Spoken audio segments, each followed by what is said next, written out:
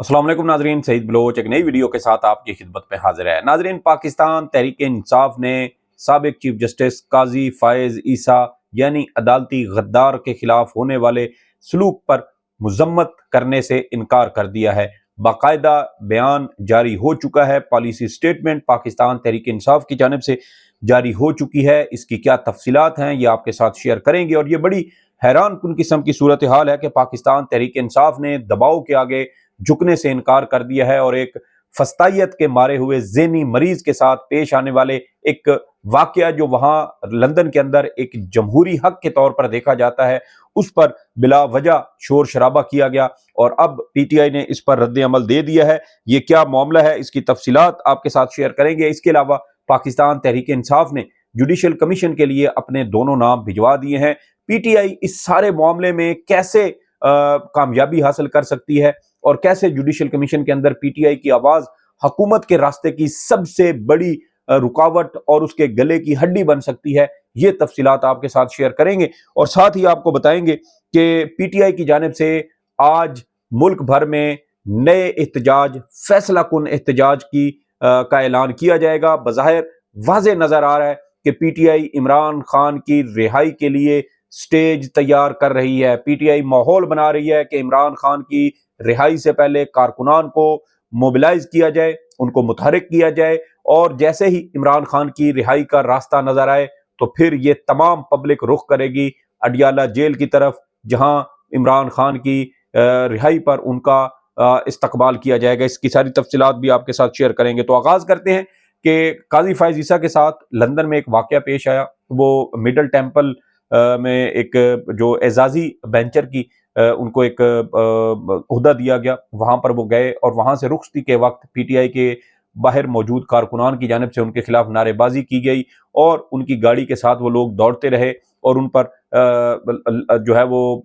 लानते भेजने वाले नारे लगाते रहे। बहरहाल ये वाकया हुआ, ये वहां पर जमहूरी हक था, वहां पुलिस एहलकार मौजूद थे जिनकी मौजूदगी में ये एहतजाज किया गया। और अगर ये कोई वाकया होता, इसमें किसी किस्म की कोई कानून की खिलाफ वर्जी की जाती, तो वो मौका पर मौजूद पुलिस एहलकार फौरी तौर पर पीटीआई के उन कारकुनान को गिरफ्तार करता। ये पाकिस्तान नहीं, बरतानिया है, वहां पर जमहूरी हक का ख्याल रखा जाता है, लोग एहतजाज करते हैं, वो उनका जमहूरी हक समझा जाता है। न सिर्फ गैर मुल्की जो सियासतदान है उन्हें, बल्कि बरतानिया के अपने जो सियासतदान हैं उन्हें भी वहां पर आवाम की जानिब से इसी तरह सख्त रिएक्शन का सामना करना पड़ता है, लेकिन वहां इसको जमहूरी हक समझते हुए किसी किस्म की कोई कार्रवाई नहीं की जाती। लेकिन पाकिस्तान में इस पर जो है वो जो आसमान है वो सर पर उठा लिया गया और बिला वजह का शोर शराबा किया गया और इसी पर पीटीआई के ऊपर यह दबाव डालने की कोशिश की गई कि वो काजी फायज ईसा के साथ होने वाले इस वाकये की मजम्मत करे। लेकिन पीटीआई ने काजी फायज ईसा के साथ हुए सलूक की मजम्मत करने से साफ इनकार कर दिया है। और पाकिस्तान तहरीक इंसाफ के सेक्रेटरी जनरल शेख वकास अकरम इस हवाले से कहते हैं कि मैं काजी फायज ईसा के साथ हुए वाकये की मजम्मत नहीं करूंगा। ये शेख वकास अकरम साहब क्या कहते हैं, जरा सुनिए और उनका पैगाम क्या है।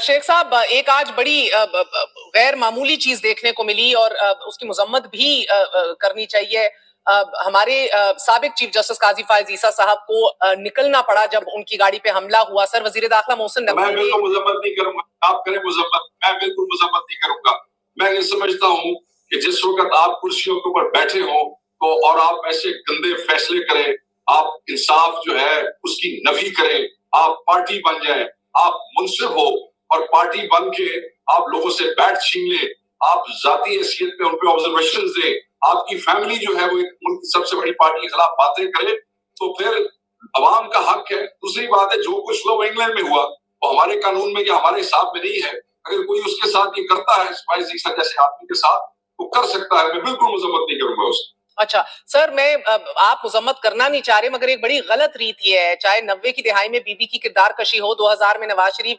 के सामने सब कुछ होकर आया। आई मीन कहीं ना कहीं तो दिस हैज टू स्टॉप। वजीर दाखिला मोहसिन नकवी ने अपना किरदार कशी, it's not किरदार कशी, it is you being treated after your करतूत। सर, गलीज गालियां दी गई हैं, आर यू कंडोनिंग दिस? मैं तो उसकी बिल्कुल मजम्मत नहीं करूंगा। फायज ईसा के साथ अवाम जो करती है बिल्कुल मजम्मत नहीं करूंगा, नॉट एट ऑल। ओके और शेख साहब अब वजीर दाखिला मोहसिन नकवी ने नादरा को साबिक चीफ जस्टिस की बरतानिया में जो हमारे हाई कमिश्नर की गाड़ियों के ऊपर वेरी फनी नहीं, वो कह रहे मुलविस अफराद का सुराग लगाने की टास्क दे दी और कह रहे पाकिस्तानी शहरियों के पासपोर्ट भी मंसूख होंगे, शनाख्ती कार्ड भी मंसूख होंगे और कैंसिल होंगे। मेरी बहन आप मुझे ये बताएं, भाई इंग्लैंड के अंदर सुराग लगाने की जरूरत क्या है? वो तो उन्होंने खुद अपनी वीडियो चलाई है, उन लोगों ने, वो जो बच्चे बच्चियां वहां पे मौजूद थे, उन्होंने ट्विटर कर करके फेसबुक पे अपनी वीडियो तो आप दिखाइए ना कि सुराग लाना चाहिए। दूसरी बात है, ये इंग्लैंड के रहने वाले लोग हैं, वो कब से पाकिस्तान की लीगल जुरिस्डिक्शन में आ गए? इन्होंने उन्होंने पर्चे तुसी उन्होंने पासपोर्ट उन्होंने शनाख्ती कार्ड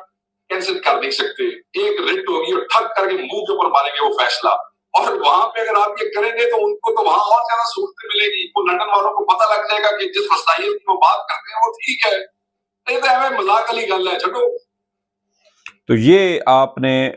मौक़िफ़ सुना शेख वकास अकरम का। ये सेक्रेटरी इंफॉर्मेशन है पाकिस्तान तहरीक इंसाफ के, और इनका ये मौक़िफ़ है कि काजी फ़ायज़ ईसा के साथ जो कुछ हुआ वो पीटीआई के ख़िलाफ़ एक पार्टी बन चुके थे, पीटीआई के ख़िलाफ़ फ़ैसले दिए, उनके अहले खाना ने इमरान खान और पीटीआई के ख़िलाफ़ बयानबाजी की। और जब आप पार्टी बन जाएं और कुर्सी पर बैठे हों और एक सियासी जमात को उसके आइनी और जमहूरी हक़ से महरूम करें, तो फिर जब आप कुर्सी से उतरेंगे तो आवाम का हक बनता है कि वो आपके साथ जो मर्जी सलूक करें। तो ये मेरे ख्याल में एक बड़ी अजीब व गरीब किस्म की सूरत हाल काजी फ़ायज़ ईसा के लिए बन रही है, और हम इसी की निशानदही करते थे कि जब तक आप कुर्सी पर बैठे हैं आप महफूज हैं। जिस वक्त आप कुर्सी से उतरेंगे और आवाम में जाएंगे, आपको समझ आ जाएगी कि आप किस तरीके से इस्तेमाल हुए, और फिर इस्तेमाल करने के बाद आपको फेंक दिया गया, और अब आप आवाम में निकलने के काबिल नहीं हैं। और यही कुछ हमने लंदन में देखा। वहाँ जमहूरी हक है, अगर हुकूमत, ये फस्ताई हुकूमत वहाँ पर मौजूद पाकिस्तानियों के खिलाफ कार्रवाई करती है तो इससे हुकूमत का केस कमज़ोर और पीटीआई का केस मजबूत होगा कि इस मुल्क के अंदर जारी फस्तायत का आलम ये हो चुका है कि ट्रांस नेशनल रिप्रेशन यानी बैनुल अक़वामी जबर के तौर पर भी इन हथकंडों को इस्तेमाल किया जा रहा है, जिसका नुकसान सिर्फ हुकूमत को नहीं, फिर रियासत पाकिस्तान को भी इसका नुकसान होगा, और पाकिस्तान पर खुदा न खास्ता पाबंदियाँ लग सकती हैं और मुश्किल मराहिल जो हैं वो पाकिस्तान को देखना पड़ सकते हैं। लेकिन ये जो हुक्मरान इस मुल्क पर मुसल्लत हैं, ना इनकी अकल इतनी है, ना इनकी सूझबूझ इतनी है कि ये दूर तक सोच सकें या मुल्क को इस तरह के हालात तक पहुंचाने से बाज रहें, बल्कि ये खुद ब खुद इस मुल्क को इस तरह की दलदल में धक्का देंगे और फिर ये यहाँ से इस मुल्क से फरार हो जाएंगे, और फिर मुल्क होगा, मैं और आप होंगे, और यहाँ हम ये सब कुछ भुगतेंगे। बहरहाल एक अच्छी बात कि अगर हुकूमत को इसमें अकल आ जाए तो शायद वो ये जो जुल्म करने जा रहे हैं या जो पासपोर्ट मनसूख करने वाले हैं उसकी कोशिश ना करें। वैसे भी जो लोग लंदन में है वो ऑलरेडी वहाँ पर बरतानवी शरीयत रखते होंगे तो वो ये सब कुछ कर रहे हैं, वरना इस तरह की गलतियां अमूमन लोग नहीं करते। बहरहाल दूसरी अहम चीज़ ये है कि पाकिस्तान तहरीक इंसाफ ने इमरान खान की मुमकिना रिहाई से पहले फैसला कुन एहतजाज का ऐलान करने का फैसला किया है। आज यानी जुमेरात के रोज़ पाकिस्तान तहरीक इंसाफ अपने फैसला कुन ऐलान एहतजाज के हवाले से हिकमत अमली वाज़े करेगी, और इस हवाले से कोई बाकायदा कमेटी बनाए जाने के भी इम्कानात हैं कि फिर वो कमेटी इन एहतजाज के बारे में तमाम तरह के जो मामलात होंगे उन पर नज़र रखेगी, उनका जायज़ा लेगी और बर वक्त उन पर फैसले करने के लिए भी बाइख्तियार होगी। और जैसा मैंने कहा, बज़ाहिर ऐसे लगता है कि पाकिस्तान तहरीक इंसाफ को ये इल्म हो चुका है कि काजी फ़ायज़ ईसा की सुप्रीम कोर्ट से और पाकिस्तान से निकलने के बाद अदलिया से पीटीआई को इंसाफ मिलने की उम्मीद है, तमाम तरजैली मुकदमात ख़त्म होने की उम्मीद है, और इमरान खान और पीटीआई की क़यादत को अदालतों से इंसाफ मिलने की भी उम्मीद ज़ाहिर हो चुकी है। और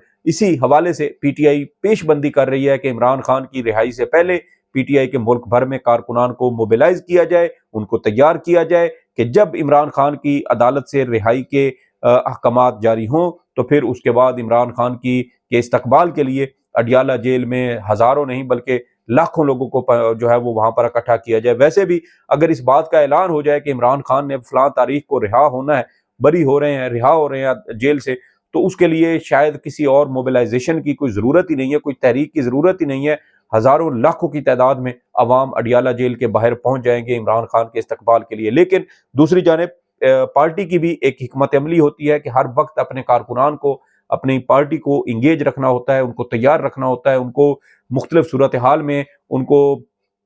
ایکٹیو رکھنا ہوتا ہے تاکہ پارٹی کو، ان کے نظریے کو، کارکنان کو کوئی زنگ نہ لگے اور وہ یہ محسوس نہ کرنے لگیں کہ عمران خان پتنی رہا ہوں گے یا نہیں۔ اور آپ دیکھ لیں کہ 2.5 سال ہو چکے ہیں، پالیسی یہ تھی کہ عمران خان اور ان کی جو پارٹی ہے وہ تھک کر بیٹھ جائے گی، ان کا نظریہ، ان کا بیانیہ گھس پٹ جائے گا، لیکن ہم نے دیکھا کہ 9 اپریل 2022 سے لے کے آج تک عمران خان کا بیانیہ مضبوط ہو رہا ہے، کہیں کسی موقع پر کمزور نہیں ہوا، اور آج حالت یہ ہو چکی ہے کہ عمران خان کی ملک بھر میں مقبولیت 90% سے زائد ہو چکی ہے، اور یہ سب کچھ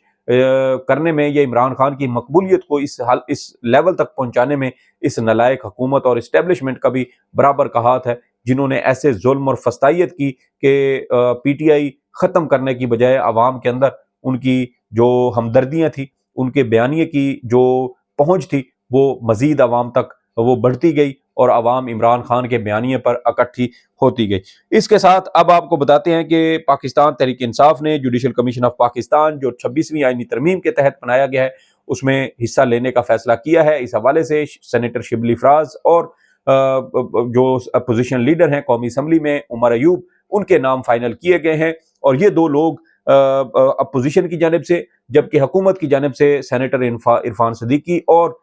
بلاول زرداری کے نام حکومت کی جانب سے دیے گئے ہیں۔ اور اب یہ 12 رکنی جوڈیشل کمیشن بنے گا جس میں 5 ججز ہوں گے، جبکہ ایک اٹارنی جنرل، ایک وزیر قانون، ایک بار کا نمائندہ، ایک اس میں اقلیتی رکن ہوگا، اور اس کے ساتھ اپوزیشن کے 2 رکن اور حکومت کے 2 رکن بھی اس کا حصہ ہوں گے۔ اور پھر یہ جوڈیشل کمیشن سپریم کورٹ میں ججز کی اور ہائی کورٹ میں ججز کی تقرریوں کا ذمہ دار ہوگا۔ اس کے ساتھ ساتھ جوڈیشل کمیشن آئینی جو بینچز بنیں گے اس کی تشکیل، اور پھر اس میں ججز کی تقرریوں کا ذمہ دار بھی جوڈیشل کمیشن آف پاکستان ہوگا۔ تو اس حوالے سے جو اہم چیز ہے وہ یہ ہے کہ پی ٹی آئی اب اس پروسیس کا حصہ بن رہی ہے۔ اگر فرض کریں P T I chief justice Pakistan کی تقرری کے وقت بھی اس کمیٹی کا حصہ ہوتی، تو کمیٹی کے اندر جو ڈسکشن ہوئی، جو بات چیت ہوئی، جن معاملات پر، جن نکات پر جسٹس منصور علی شاہ اور جسٹس منیب اختر کے نام رد کیے گئے، وہ پی ٹی آئی باہر بتا سکتی تھی۔ کس نقطے پر چیف جسٹس یحییٰ افریدی کا نام فائنل کیا گیا، حتمی کیا گیا، یہ ساری ڈسکشن، یہ سارے معاملات، یہ کون سی چیزیں جو ہیں وہ جسٹس منصور علی شاہ اور جسٹس منیب اختر کے خلاف گئیں، کون سی چیز جسٹس یحییٰ افریدی کی فیور میں گئی، اور یہ ساری چیزیں پی ٹی آئی باہر میڈیا کو بتا سکتی تھی، حکومت کے گٹھ جوڑ کو یا حکومت کی کسی بھی ممکنہ سازش کو بے نقاب کر سکتی تھی۔ لیکن اس اجلاس میں شرکت نہ کرنے کا نقصان یہ ہوا کہ حکومت نے چیف جسٹس کی تقرری کس بنیاد پر کی، کن پیرامیٹرز پر کی، یہ آج تک ہمیں معلوم نہیں اور شاید کبھی معلوم بھی نہ ہو سکے۔ دوسری جانب آپ یہ دیکھیں کہ اب اگر P T I judicial commission کا حصہ بنتی ہے تو وہاں ججز کے حوالے سے کیا معاملات ڈسکس ہوتے ہیں، کون سی چیزیں زیر غور لائی جاتی ہیں، ججز کی تقرریاں کیسی ہوتی ہیں، اور وہاں پر کیسے فیوریٹزم کیا جاتا ہے، اپنے اپنے لائرز ونگ کے لوگوں کو کیسے اکاموڈیٹ کرنے کی کوشش کی جاتی ہے، یہ ساری چیزیں پی ٹی آئی اب ان پر ڈسکشن کر سکے گی، میڈیا پر آ کر اس پر ان کے پاس سیاست کرنے کا پورا موقع ہوگا۔ اور ساتھ ہی یہ بھی ہوگا کہ جیسا کہ ابھی سننے میں آ رہا تھا کہ سپریم کورٹ بار ایسوسی ایشن کے انتخابات ہو رہے تھے، تو وزیر قانون وکیلوں سے، مختلف بار ایسوسی ایشن سے، بار کونسلوں سے وکیلوں کی سی ویز مانگ رہے تھے کہ ہمیں سی ویز دیں، ہم نے بھرتیاں کرنی ہیں ججوں کی، تو اس کے اندر آپ کے لوگوں کے نام بھی ہم زیر غور لائیں گے۔ تو پھر اس طرح کے جب معاملات ہوں، اپنے اپنے من پسند جج بھرتی کرنے کی کوشش کی جا رہی ہو، تو وہاں پی ٹی آئی کا موجود رہنا، اس پر آواز اٹھانا اور پھر میڈیا کے اوپر ان سارے ایشوز کو ہائی لائٹ کرنا، یقیناً اس کا پی ٹی آئی کو سیاسی طور پر بہت زیادہ فائدہ ہوگا۔ آئینی ترمیم چیلنج ہو چکی ہے، اور جب تک اس پر سپریم کورٹ فیصلہ نہیں کرتی، وہ صحیح ہو یا غلط ہو، وہ منظور بھی ہو چکی ہے، لاگو بھی ہو چکی ہے۔ تو اس لیے پی ٹی آئی کو میرے خیال میں اب اس پروسیس کا اگر حصہ، اگر وہ پارلیمنٹ کے اندر ہے تو پھر اس پروسیس کا حصہ بھی بنے۔ جیسے کہ آپ الیکشن کی دھاندلی پر آواز اٹھا رہے ہیں لیکن پارلیمنٹ کا حصہ ہے، تو پھر آئینی ترمیم کو بھی آپ چیلنج کریں اور ساتھ جو پروسیس چل رہا ہے اس کا حصہ بھی بنے، تاکہ اس حوالے سے اندر کیا گیم کھیلی جا رہی ہے، حکومت کیا پلاننگ کر رہی ہے، کیا سازش کر رہی ہے، کیسے عدلیہ کے اندر اپنے جو ان کے وفادار قسم کے جج ہیں، وکیل، ان کو وہاں پر فٹ کرنے کی یا انسٹال کرنے کی کوشش کی جا رہی ہے۔ اس پر پھر پی ٹی آئی کا واضح موقف آنا چاہیے، اور پی ٹی آئی یہ تمام تر جو سازشی کردار ہیں یا جو سازشیں کی جا رہی ہیں، پلاننگ بنائی جا رہی ہے اپنے اپنے پسند کے جج بھرتی کرنے کی، اس کے تمام تر حقائق قوم کے سامنے لائے تاکہ حکومت کی جو یہ سازش ہے اس کا پردہ چاک کیا جا سکے۔ بہرحال اچھا فیصلہ ہے پی ٹی آئی کی جانب سے کہ حکومت کو اور اس کے گندے کھیل کو بے نقاب کرنے میں ان کو بہت زیادہ مدد ملے گی، اور ججز پر جو اعتراضات ہوں گے یا کس کا نام رد کیا جاتا ہے، کس کا منظور کیا جاتا ہے، اس پر بھی پی ٹی آئی جو ہے وہ مختلف آپشنز استعمال کر سکے گی، حکومت کو کمیٹی کے جوڈیشل کمیشن کے اندر بھی ٹف ٹائم دے سکے گی، سخت اوپینین اختیار کر سکے گی، اور پھر باہر آ کر میڈیا پر بھی اس کا بھرپور سیاسی فائدہ اٹھا سکے گی۔ تو یہ بہت سارے فوائد ہیں جو پی ٹی آئی کو اس معاملے میں ان کو مکمل طور پر اس سے فائدہ اٹھانا چاہیے۔ تو دیکھنا یہ ہے کہ اب جوڈیشل کمیشن کی جب تشکیل مکمل ہوتی ہے تو ججز کی تقرریاں کیسے ہوتی ہیں، کس کس کا جو نام ہے وہ سامنے آتا ہے، اس حوالے سے ہم نظر رکھیں گے اور آپ کو اپڈیٹ کرتے رہیں گے۔ سعید بلوچ کو اجازت دیں، اللہ حافظ۔